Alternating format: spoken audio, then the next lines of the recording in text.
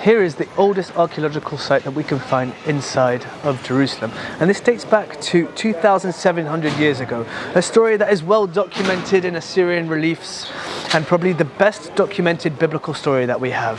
I'm talking about the story of King Hezekiah, King Chizkiyahu. The year 700, he decided he didn't want to pay taxes anymore to the Assyrian king Sancherib. Now he made a peace agreement, a treaty, with two other nations next to him, and he thought that if the Assyrians would attack, they'll have his back. And he made a peace treaty with the wrong people, the Egyptians and the Philistines. They quickly betrayed him when he stopped paying taxes, and Sancherib came down on a mission to mass destroy the whole Judea. Sancherib then comes down and destroys over 40 cities of Judea and putting a major siege on Lachish.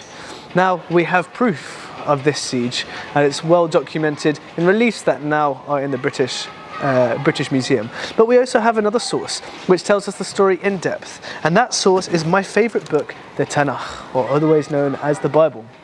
It gives historical proof to this story. Once the siege was captured in Lachish, Chizkiyahu made a mere escape to Jerusalem.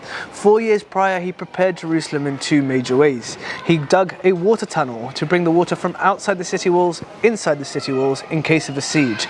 And the second thing he did, he built walls, which were the largest walls until today of Jerusalem, thought to have been impenetrable. And if you can see, the wall I'm talking about is right here below me.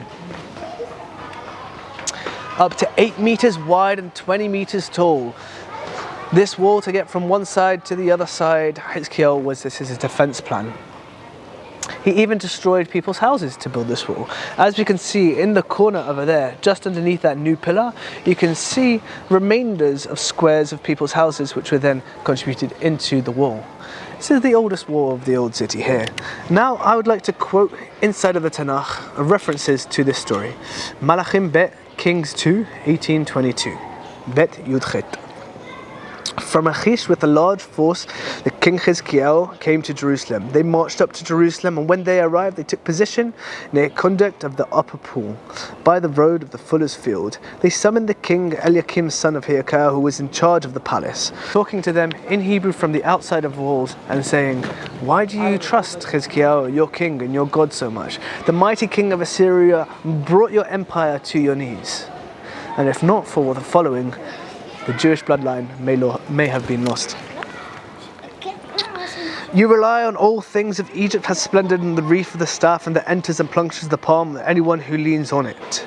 That's what Pharaoh, the king of Egypt, is like to. You rely on him all. Not only were they tempting and teasing him, they were also taunting them to come out and end the siege.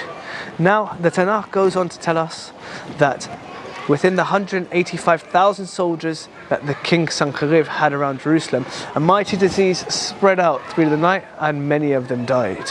Now this is possibly more relatable to us today. Once we've passed Corona, we can understand how a disease can be devastating on a whole nation, even overnight.